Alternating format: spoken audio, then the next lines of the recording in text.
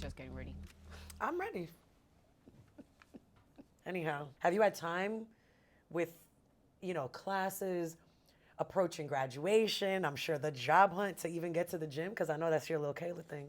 Always try to make it to the gym 4 to 5 times a week, but that also brings me to our topic of today of Planet Fitness increasing their prices for the first time since 1998. I don't really know how they were able to get this far with it, especially with all those renovations over the years. I think it's really interesting how many people must have a membership but not use it. And I think it's so enticing because it's $10.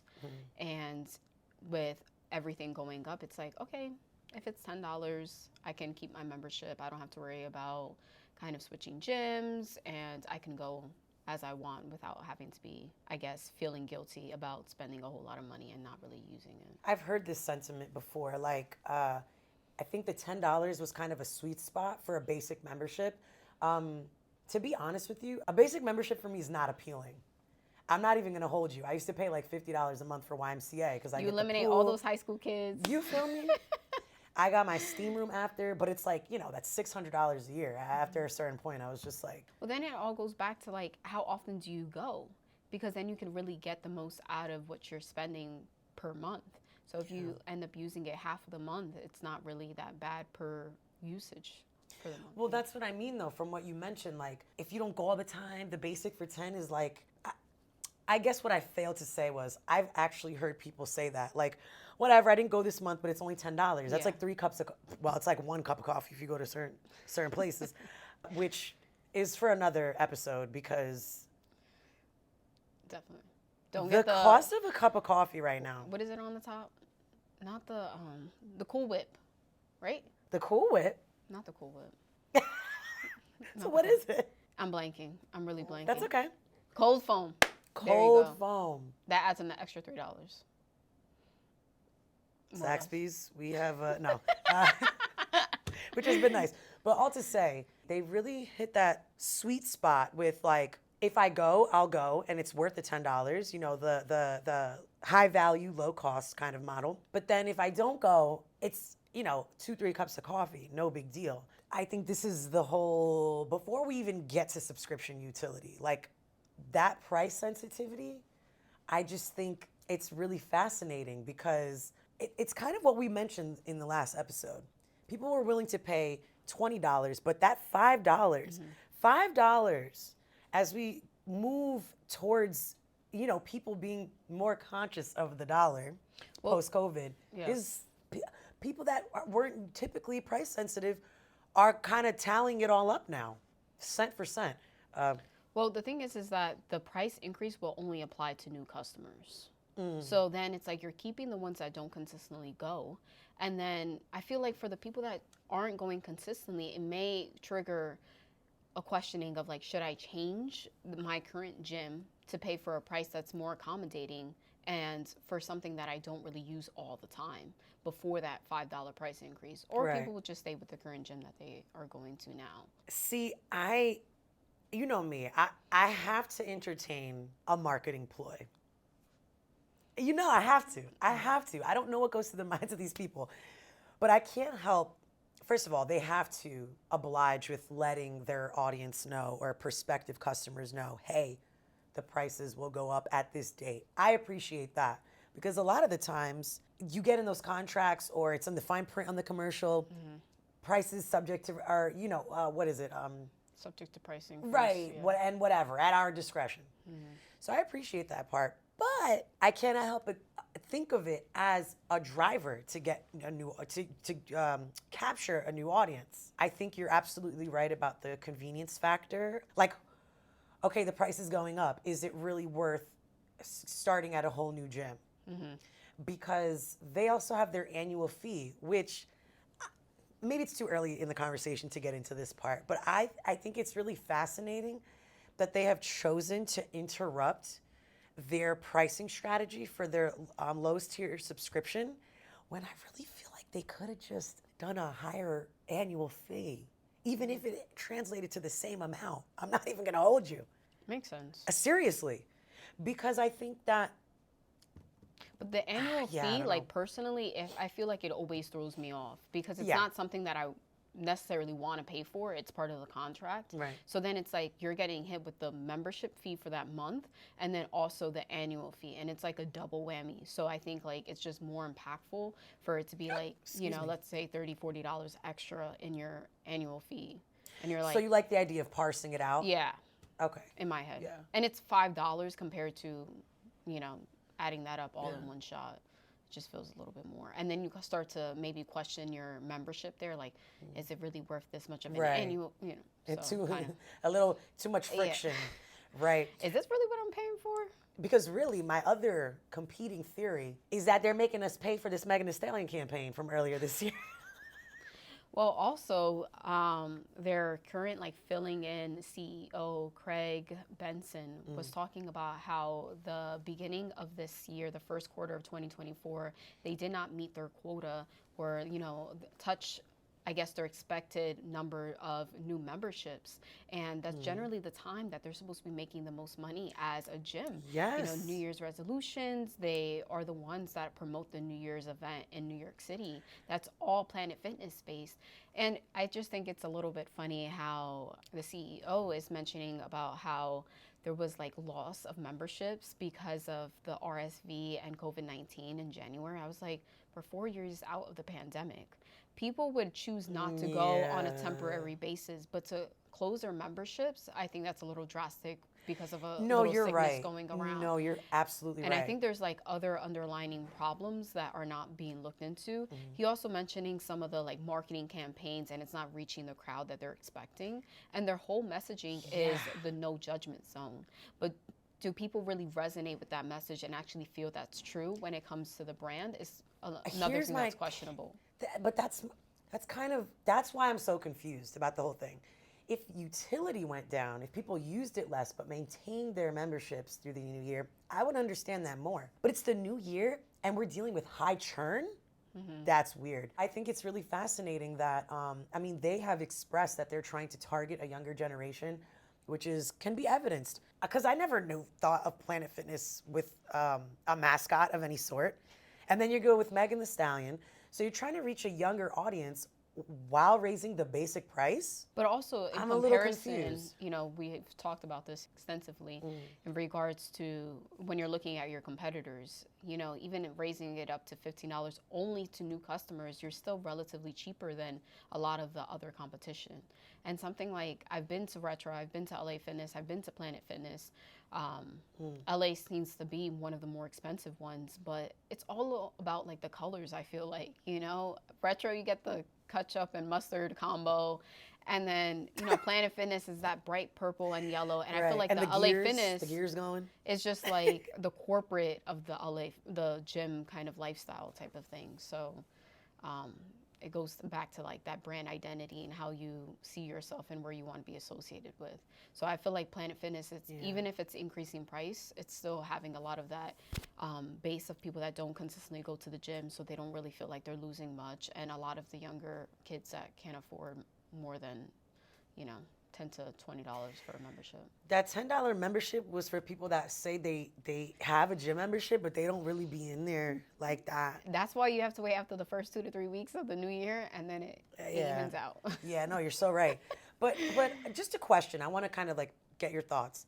Do you think that rather than mess with that they could have maybe kind of dealt with their black card model? Or do you think that would have been more of a backfire? They're doing test pricing for that, but I know that right now they're only dealing with the basic membership. Well, it's also like if you raise the price of the basic, I think it just makes sense to raise the price of the black card, because then it's like, I don't know the pricing of the black card currently, but then it's like it could be relatively close in pricing, and then you're like, that could be part of the strategy. Like, oh, only for $10 more, I get all these other extra amenities, so might as well just get. Well, that's what I'm getting at. Those amenities, they take maintenance. I mean, like those water beds and whatever. I mean, like there are costs associated. But part of with it is those not amenities. necessarily amenities based. It's more like, oh, you can go to other places and you're not limited to one. So sometimes it's not necessarily other amenities that you're using. It could just be other features that are included in that.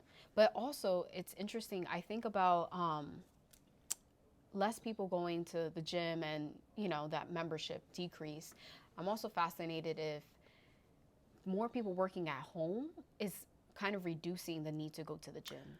Having that accessibility at home, you're like, oh. Yes, I feel like I don't want to say the advent, because I know people were working at home before COVID, but I feel like that kind of happening standardized that. Like it's a part of our society in a bigger way than it was before.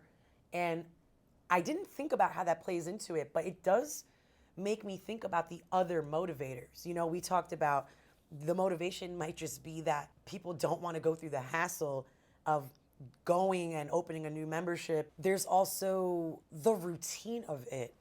There's the intimacy that people have with their gyms. I'm going to tell you right now, I've been on the road on tour or like whatever I'm doing where having that Planet Fitness membership is like a godsend. Because sometimes you just been driving for so long. You just want to pull over and take a shower and chill. Yeah, like, maybe go for a walk because you've been driving to Miami for hours and, sitting in the car yeah. moving.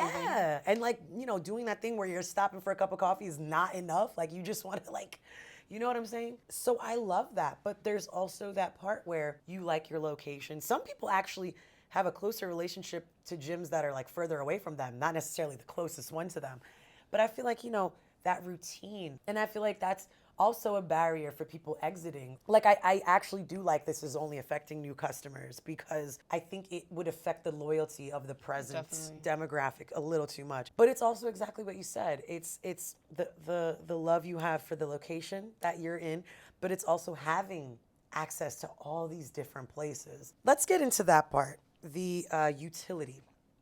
I personally, like even for my membership, I like that it's a little bit more expensive, but it kind of weeds out a lot of the younger people that I don't need to be there at the gym. Even for me personally, there are other amenities that I pay for. Like there's a pool, there's classes, Zumba classes, cycling classes that I don't use enough.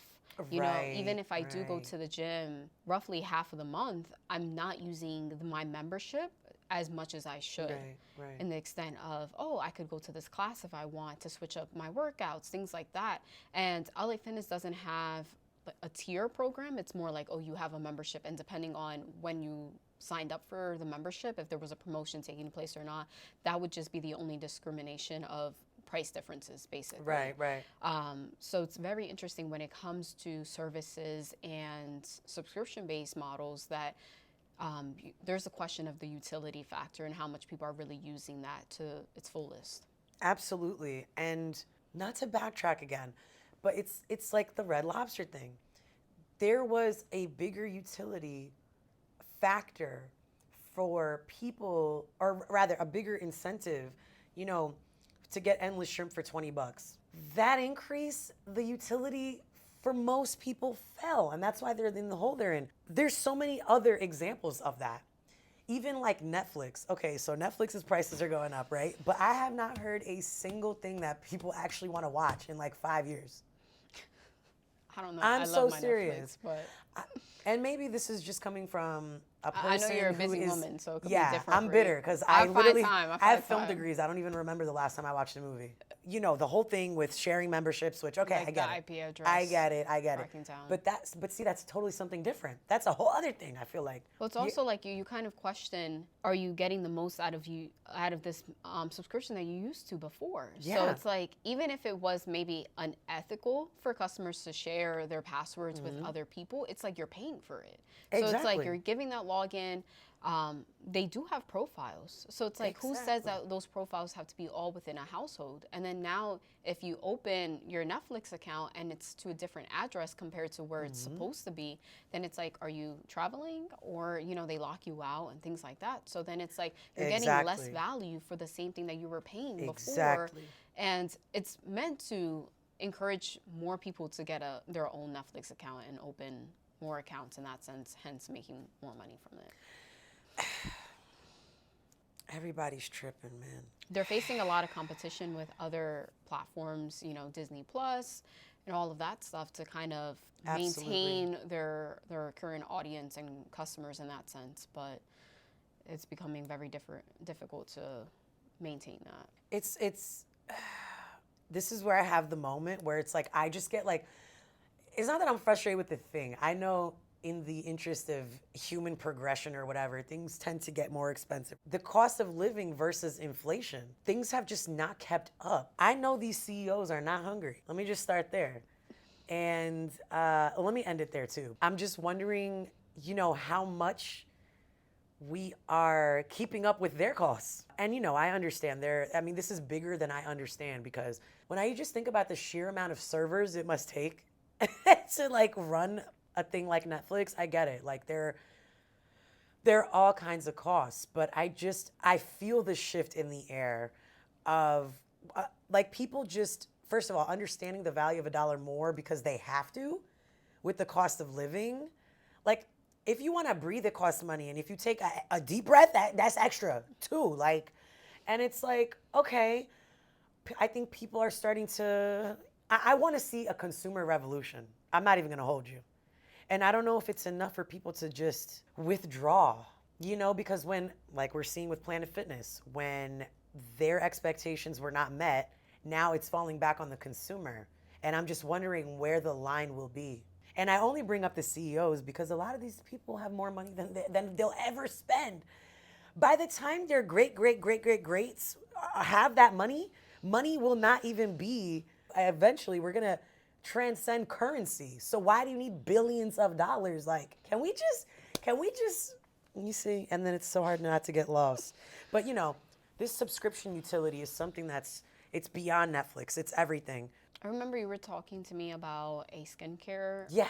Subscription based Yes. that you were trying. Yes. Kind of how you felt like you weren't able to get the most value out of it because it was just like, boom. See, that's the thing. Here's another utility supply. yep. You know what? I'm adjusting myself in the chair. It's about to go there. It's not even about utility in the sense of I'm not getting what's worth it. First of all, it was like $150 or whatever for what? It wasn't that good. Like if you an can't acid remember. of some sort, a cleanser, a lotion, and I think they threw in like, it might have even come with the sample, but it was SPF. And okay, $150, which I meant to cancel after I got the samples that I forgot. You have to set an alarm. Okay? Yeah, and it's formulated, specifically for my skin or whatever, which I hate these online tests because it's like Function of Beauty. And now it's like their entire model. $150. It might have even been more than that. That's the crazy part. But the subscription model was for the renewal to come every 3 months. I can't even I'm not even finishing the product before I'm spending another $200 for. I'm not gonna say who the company is, but y'all are not who you think you are with this skincare. I should have just got Fenty, honestly. That's a little too much for a product that's not even giving me what is promised, and it's a customized you expect thing for that price value. Exactly, and I would have happily paid for it had I. There goes the utility again. I would have happily paid for it if it was doing everything thing that you needed and more. Yeah, but it's really not that. It's not all that it's cracked up to be. And for that price, and I'm not even finishing it in 3 months. And I've been using it every day. Like I've been trying to use it every day. Maybe you need to wash your face 5 times a day so you could. Being a student again, being a working artist, things are very much financially seasonal in my life. And they've always kind of been like that because I've been a gig girl forever. But it's like, if I had the money to blow, and it's like, if I had the, $10, I'm not even going to the gym, whatever kind of attitude about this, it would be different. It would be piling up in my house. I'd be giving it away because it's like, I'm not at what, and that's the thing. Like, I feel like utility works both ways. It's like and maybe some people need more, but I mean, I'm using it twice a day. I'm using it as directed. My point is that if I can't even get through it, what is the point of paying for it? I could just do this subscription, twice a year for $400 instead of whatever it was going to cost me if you're going to send it to me every 2 months, 3 months, whatever the cycle was. It's a balance, right? It's a balance of the utility and the ever increasing costs of doing business. I think with inflation, I guess, see it as services and subscriptions having their own version of shrinkflation and kind of offering less and then charging more. When Netflix first came out, it was like, I believe it was like $5, and then there was no ads, no commercials, and then now they have like the 3-tier program. So then it's like, you can get commercials. When Netflix started, let's rewind. I'm saying like once they were a streaming service. But that's what I'm trying to say. At that time, Like before this digital revolution, it was actually worth every dime. Because first of all, you save the trip to Blockbuster or Hollywood Video. You can order as many movies as you want, keep them for as long as you want, and then put them in the mail. It was worth it because we lived in a different world. Now you want to raise prices in the world of Well, because they every already have network their plus. customers. They have their customers. So then once they have you, the next step is spread that out. So then it's like you can pay the same price, but then you're going to get commercials. You can pay a little bit more and then not have commercials. And then the options of you can spend even more and then have more devices that use this same password at the same time. But their base price is going up exponentially. This is not even It's a not $5. like Planet Fitness that they've been keeping the same price. This is for not a 20 $5. years. And they had the nerve to do this after they took Friends off of it, because I know that was a whole uproar, I think last year, whatever it was. People were not happy about that. I actually knew 2 people that only got Netflix to watch Friends whenever they wanted at any time. And then that's part of the thing too, is that sometimes people only sign up for these memberships or subscriptions on the basis of one specific thing. Exactly. When it comes to, oh, I want to watch a specific episode, or, you know, Planet Fitness, I'm trying to just lose this 20 pounds and then I end it. You know, so sometimes it's just that temporary solution. And I think people aren't realizing that you're trying to get the longevity of these memberships, not just in one quarter, but trying to keep those customers throughout the entire year, not just like, oh, my New Year's resolution and then that's it. I do want to mention one thing that I didn't earlier, and I meant to, was I know that you were saying kind of like the price being a barrier for certain demographics that you in particular, and I'm sure many others find like they don't want to do it. They don't want to be around kids when they're doing it. I don't even mind kids if they're going to work out. What I mind are the influencers. I don't want to be. But I feel like that's becoming common on all different levels. You know, you have people that are just starting at the gym. Girl, I don't want to have my big back in the background of somebody's video. Going viral. Oh my God. Like, is she working out? There's people that like take selfies in the locker room. I see them pop up all the time, like when I'm just scrolling, you know. That's why I feel like in certain situations, like don't tell me the rate's gonna go up unless you get these people out of here. Because you're basically, I'm paying But then more that's to what be. you're paying for, you know? Yeah, true. Sometimes you pay a cheaper price for a cheaper kind of experience. I think this utility factor is, first of all, it's just at the forefront of my mind every day. Is this really going to bring me joy in the way that I need? Because it's not just subscriptions, it's all kinds of streaming and services. Again, with the Red Lobster, people want more for less and they want it to be hot. They want it to be fly. And then especially when you get used to kind of like the same type of pricing model, Planet Fitness doing the same thing for over 20 years, you get used to that. And then when a brand is just, you know, not making enough money to sustain itself and it's trying to change that, there's some, I guess, pushback from your customers in that sense. What do you think, you know, just hypothetically, what Planet Fitness would have to do? Like, how can they make this appealing? What would make this appealing? What would justify that change? Well, I'm just thinking now, like, so since it's only for new customers, the people that are already going, they're not phased. But I think what would be a cool feature for Planet Fitness to kind of take it to the next level would be offering, like, their Black Card members extended time that the regular membership isn't there. So, like, extended hours beyond, like, let's say from 5 to 9 p.m., anybody can come in. But maybe from 9 p.m. to 12 a.m. or something like that, only Black Card members. The YMCA does do that. Oh, that's so cool. Because there's a lot of older people that go there, at least in Montclair. I can't speak to other locations, but I know they have like a coffee hour once in a while where it's like just drop in and, you know, whatever. Actually, if I'm going to keep it real, I would have tried messing with the pricing strategy at the end of last year on some like new year, new us. We'll see how it goes, but I know that people want more for less and they want it to be fly. What are we going to do about it? It'll be interesting to see how this plays out in the future. I'll stand by. If you would like to watch more episodes of The Human Side of Business and enjoy our other content, please follow us at Montclair_Feliciano.